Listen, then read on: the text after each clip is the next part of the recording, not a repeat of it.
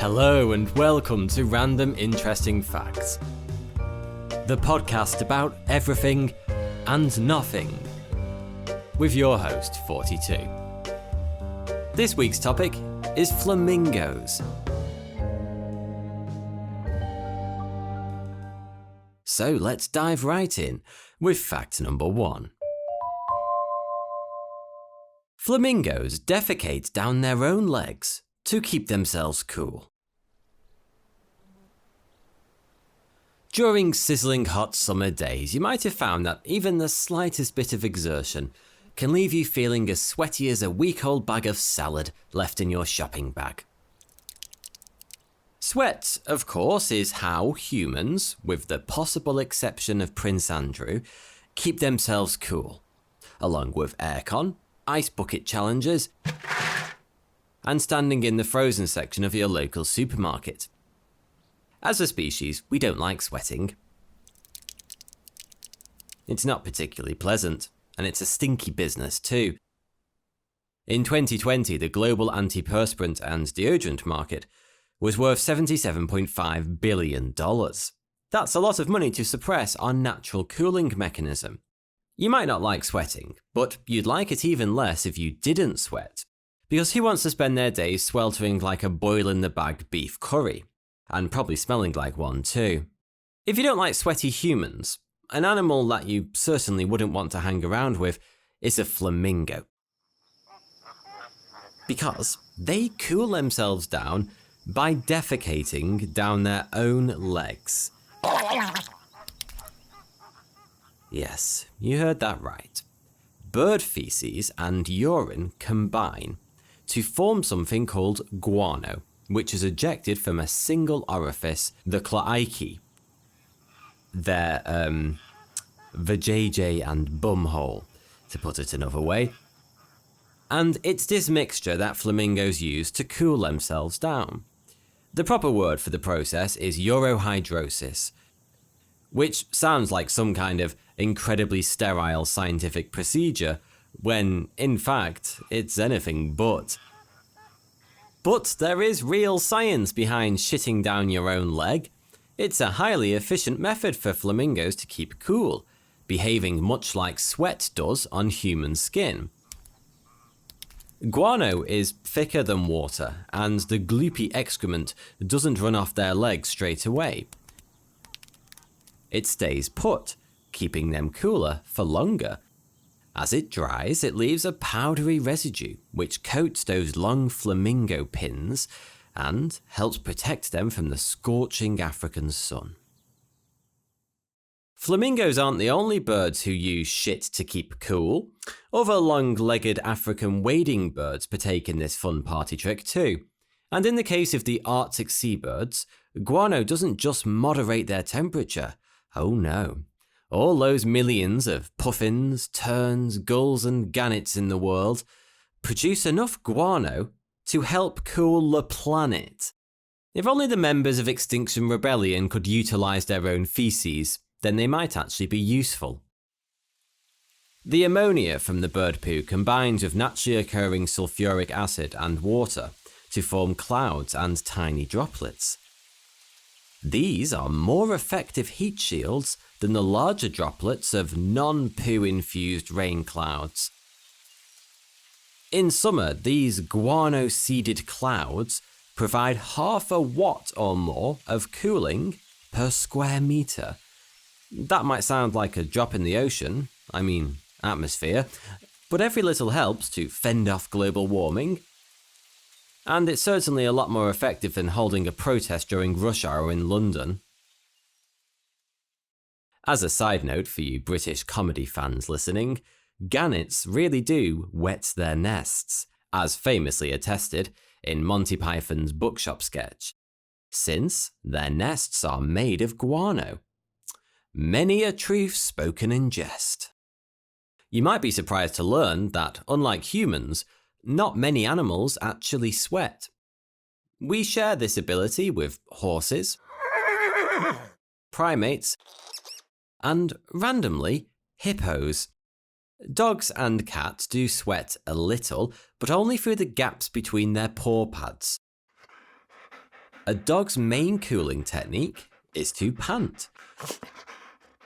Which, to be fair, doesn't seem strange only because we're so used to it. Koalas adorably hug cool trees to cool down. And since koalas are seen as the laid-back hippies of the animal kingdom, it does seem somewhat appropriate that they keep themselves cool by tree hugging.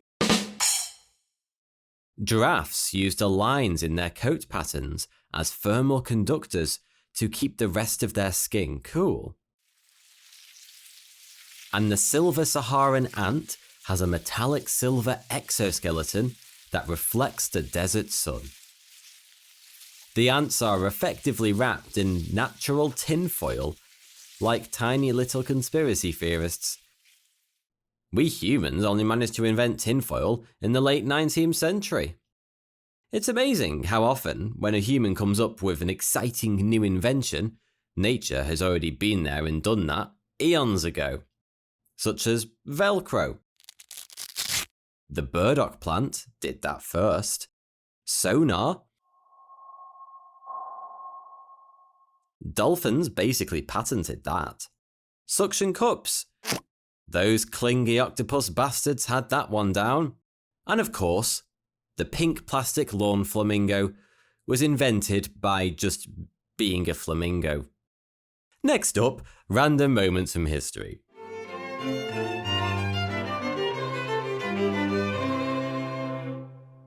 Where each week we dive into one particularly odd moment from the past. In this episode, we go to April of 1942, when the British created an entire fake army in the North African desert. The most famous military deception in the history of warfare is undoubtedly that of the Trojan horse, which was actually a Greek horse, and also not even a horse at all, but a huge wooden model of a horse, left as a parting gift outside Troy by the Greeks, who'd apparently given up their fight after 10 years of stalemate and sailed away. Of course, this was a trick. The wooden horse was filled with Greek warriors, primed and set to slaughter the Trojans. This led to the adage, "Beware of Greeks bearing gifts." But a better one might have been, always look a gift horse in the mouth, or through the cracks between its planks at least, rather than just blithely wheeling it into your impenetrable city fortress. Nice going there. Oh well, you live and you learn, I guess. But I digress. Whilst this particular ruse is the most famous bit of military hoodwinking, it's far from the most elaborate. That award belongs to a case of misdirection on a truly epic scale. In 1942, the British spent many weeks creating an entire fake army in the Egyptian desert to stop Commander Rommel's Afrika Corps in their tracks and reverse the Allies' failing fortunes in one of the Second World War's most geographically challenging and strategically important regions. Makes the big wooden horse charade seem a bit insignificant now, doesn't it? Things were not looking so good for the Allies at the start of 1942, with Rommel threatening to reach the Suez Canal and cut off that vital supply route. The plan was simple enough. Make Rommel believe the British army wasn't ready. Misdirect Rommel's forces to attack a dummy army stationed some 40 miles south, and use the element of surprise to ambush Rommel when and where he was least expecting it. Designated Operation Bertram, it was the brainchild of Brigadier Dudley Wrangell Clark. Clark gained the title, the greatest military deceiver of World War II, for his clever use of fictional battle directives, visual deceptions, and double agents. Clark, incidentally, was arrested by the Germans in 1941 in Spain for wearing a dress whilst posing as a journalist named Wrangell Cracker. You have to admire the British for their commitment to the greater good, even if it does involve wearing pantyhose. There's even a photo of him that circulated amongst Allied high command, looking rather fetching in his floral dress, turban and heels. Thankfully for the Allied effort, the Germans mistakenly thought he was a double agent working for them, and so released him. Which begs the question, how many German spies were wandering around in dresses during the war? Clark recruited filmmaker Geoffrey Barkers and the camouflage unit to oversee Operation Bertram, and Barkers seemed to approach it very much as a film director would. He had plenty of experience directing in the desert, having filmed on location the critically acclaimed King Solomon's Mines in 1937. Barkers had at his disposal some of the most imaginative minds in the British military. There were an assortment of magicians, set designers and filmmakers, plucked from other units and brought together at the Camouflage Development and Training Centre to beat the enemy through illusion and deception, or at least put on a really good show. He was also assisted by a Cairo-based spy, Renato Levi. Levi was a Jewish-Italian double agent who went by several aliases such as Lambert and Mr. Rose. He fed false information to the Germans and Italians from Cairo throughout the war, under the code name Cheese. Yes, that's right, Cheese. He assisted Operation Bertram both in acquiring information and misdirecting Rommel. He was so good at flying under the radar that for many years he was even missing from the history books. He's only recently been added to the official accounts of Operation Bertram, perhaps after they realised Cheese was an actual person and not just the soldiers discussing their lunch. One of the most crucial members of the team was Jasper Maskelyne, a 7th generation magician. Maskelyne himself said a lifetime of hiding things on the stage had taught him more about camouflage than rabbits and tigers will ever know. Then again, I don't think a rabbit would be particularly good at hiding a tank. Though come to think of it, I've never seen rabbits attempting to hide a tank in the first place. And perhaps that's because they're so good at it. Better keep an eye on those cute fluffy little buggers. One of Maskelyne's masterpieces was a collapsible dummy tank made from canvas on a rod framework. From the air, it looked like a real tank, but it was extremely lightweight and could be lifted by just 2 men. It was instrumental in creating the illusion that fooled Rommel. It's hard to imagine how big an operation this was. In weeks, the camouflage unit had created more than 400 dummy tanks, 100 fake field guns, nearly 2,000 soft-skinned vehicles, and 722 false truck canopies used to disguise the real tanks. The fake army was established deep in the desert, some 40 miles south of El Alamein, the coastal rail depot where the Allies actually planned to attack.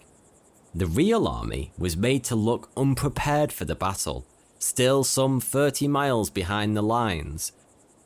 To complete the illusion of inefficiency, a bogus water pipeline was constructed extremely slowly and was far from being ready in the weeks leading up to the Allies' attack. This lulled Rommel into a false sense of security. Believing they had much more time than they did, he and his generals focused entirely on the fake army in the south. But on the 21st of October 1941, the British Army made a switch. Under cover of darkness, trucks parked at El Alamein were moved back and disguised as tanks.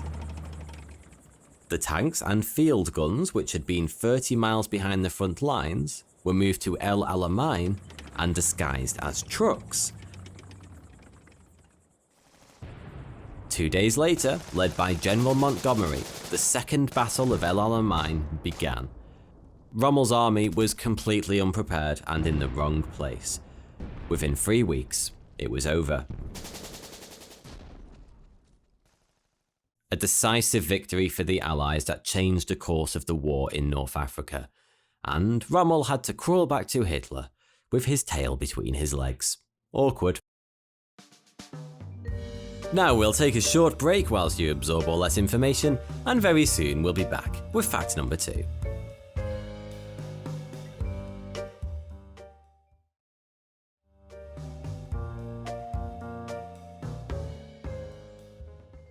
Fact number 2. Flamingos produce milk to feed their young. Yep, you heard that right. Flamingos feed their chicks milk.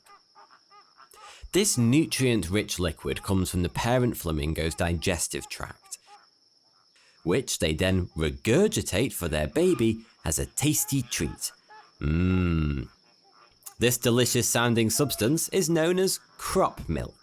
As with all mammal progeny, the chicks need this sustenance to survive after hatching. It's very high in protein and fat, and it's all a chick eats for the first few weeks of its life. Very few other birds produce crop milk, just doves, pigeons, and emperor penguins.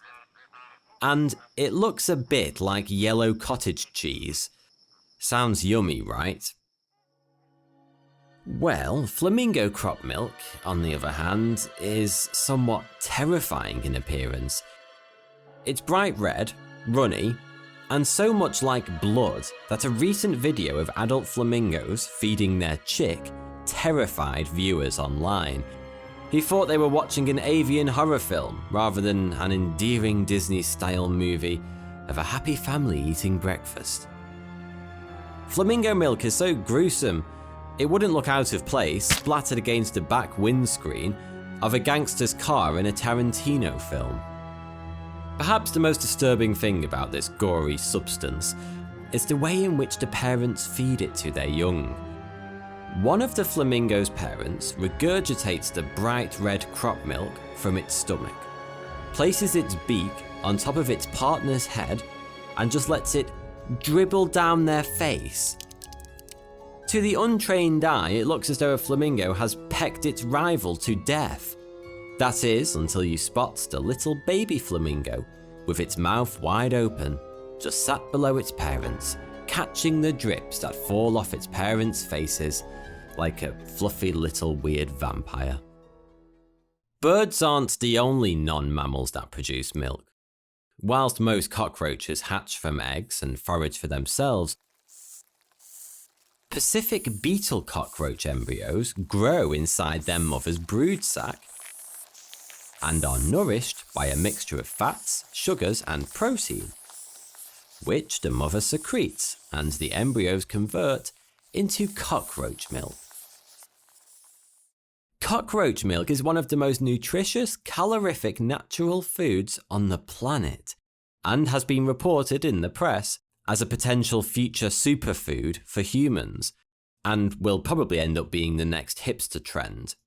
Hey, it might sound gross, but it certainly beats Soylent Green. Sadly, the media didn't quite get their facts right, but then that's never stopped them publishing crap before, has it? Because cockroach milk would be extremely difficult to harvest, and it's missing a couple of essential amino acids needed by humans. But the actual fact behind this story is more interesting than the widely reported bullshit, because cockroach milk crystals may hold clues for new ways to deliver medicines, such as cancer-killing drugs, to human cells. Remarkably, there's a jumping spider in Southeast Asia that feeds its offspring in a very similar way to mammals.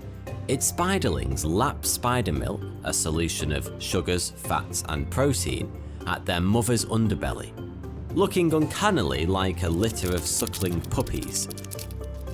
Albeit 8-legged, armor-plated puppies straight out of your nightmares. As with many newborns, the newly hatched baby spiders are completely dependent on their mother's milk to survive. In this case, for the first 20 days of their lives. Perhaps more surprisingly, when they don't need the milk anymore, they carry on drinking it. In fact, the mother spider feeds them into adulthood, fully grown and capable of having offspring of their own. The arachnid equivalent of boomerang kids, I guess.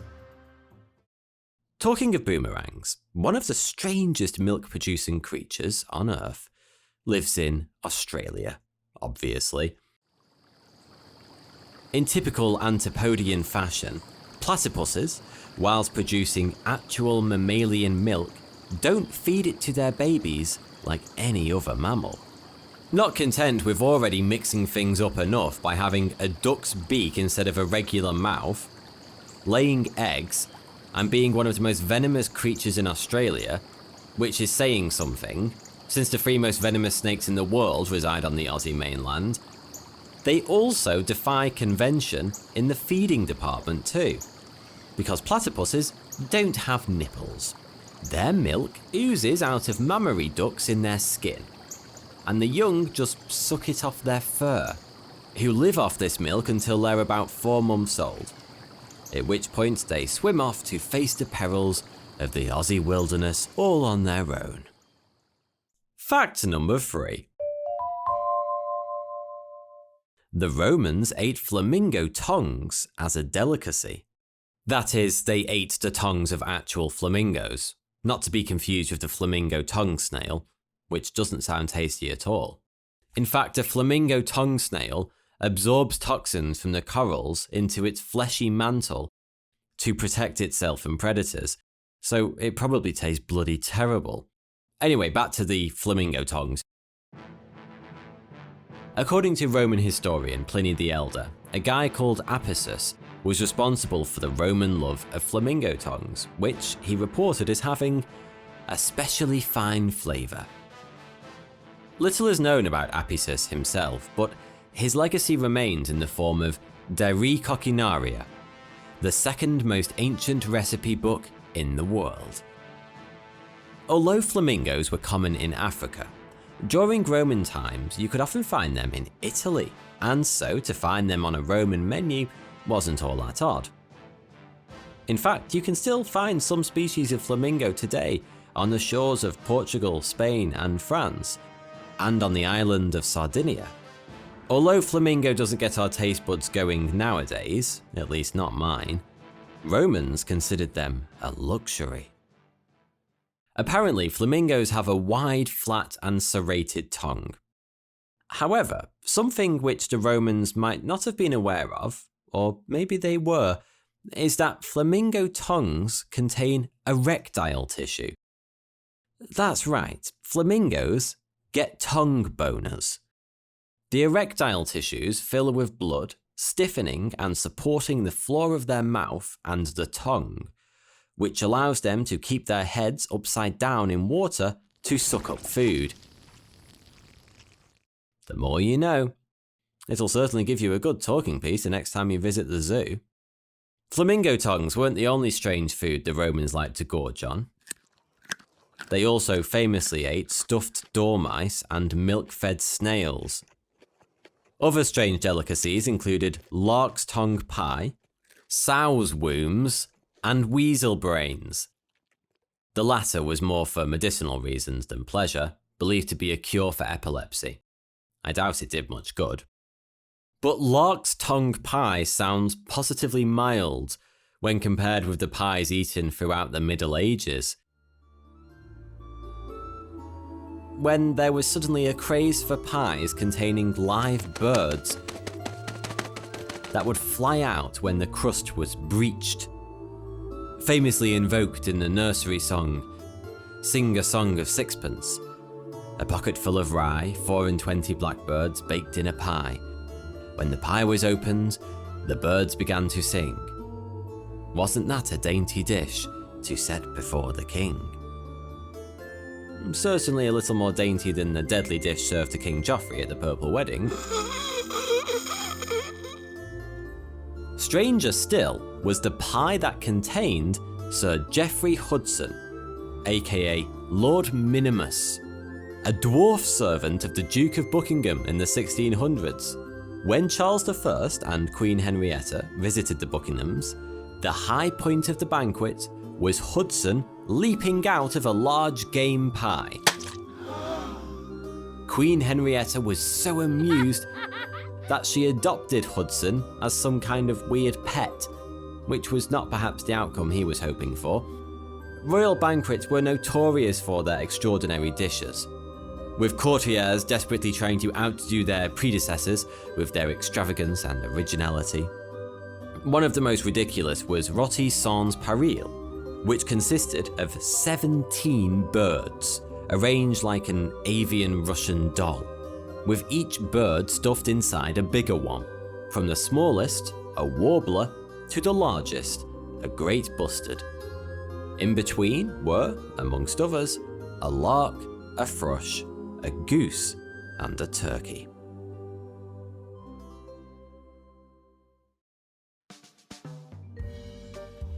Thanks so much for listening to another episode of Random Interesting Facts. If you've enjoyed this episode, then please rate and review it. And subscribe so you never miss another episode. Also, if you have a random interesting fact that you're just dying to share with me, then tweet it at me using the hashtag RIFPodcast. That's RIF Podcast. Each week I'll choose my favourite fan-submitted fact and read it out at the end of the episode. Thank you.